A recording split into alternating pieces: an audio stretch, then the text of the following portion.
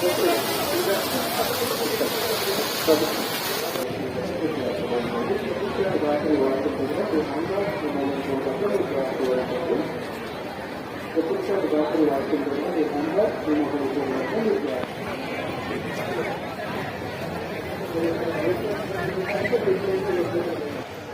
విన్నప్పుడు ఏదో నిజంగా చెల్లించేస్తే నాకు 5 లక్షల రూపాయలు కొట్టిపడేస్తాడని చెప్పేసి గబగబా పేపర్ తీసుకొని బుధవారం 12 గంటలకల్లా యజమాని రూమ్లోకి వెళ్ళిపోయాడు, ఆఫీస్లోకి వెళ్ళిపోయాడు.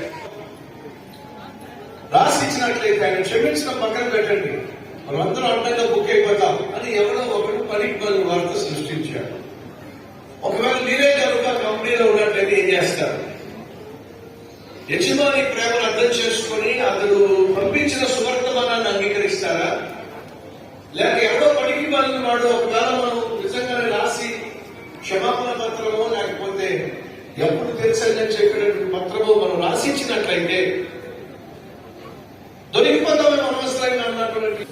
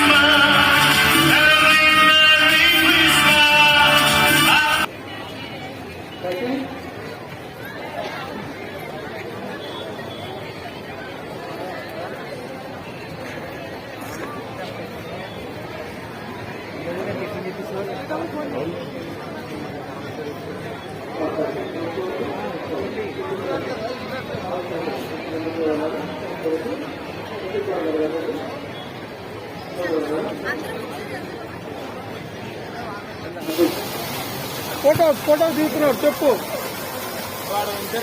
ఫోటో నిన్నే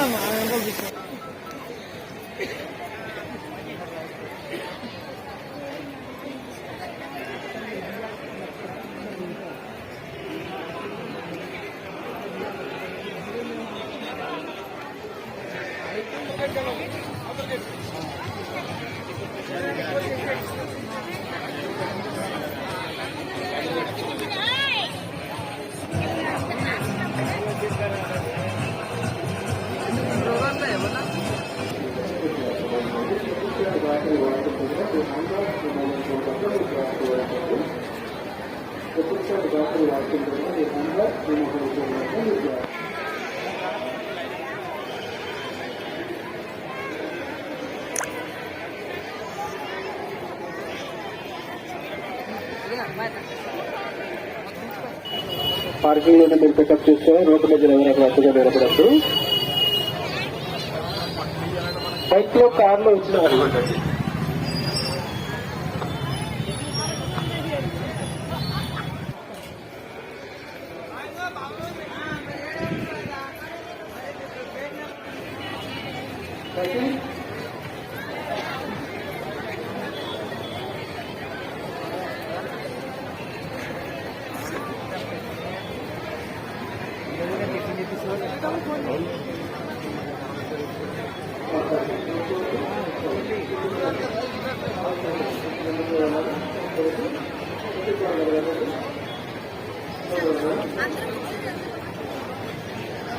బుధవారం 12 గంటలకు వచ్చి అప్పుడు తీర్చగలిగినటువంటి యజమానికి వారి క్షమాపత్రం కావచ్చు, అప్పును తీర్చమన్న పత్రం కావచ్చు, అప్పంతా తీర్చాలని చెప్పి ఆశపడి ప్రయత్నం చేస్తే విన్నారంటే ఎవరు విశ్వసించలేదండి. ఇతడు విన్నప్పుడు ఏదో నిజంగా చెల్లించేస్తే నాకు 5 లక్షల రూపాయలు కొట్టిపడేస్తాడని చెప్పేసి గబగబా పేపర్ తీసుకొని బుధవారం 12 గంటలకల్లా యజమాని రూమ్లోకి వెళ్ళిపోయాడు, ఆఫీస్లోకి వెళ్ళిపోయాడు.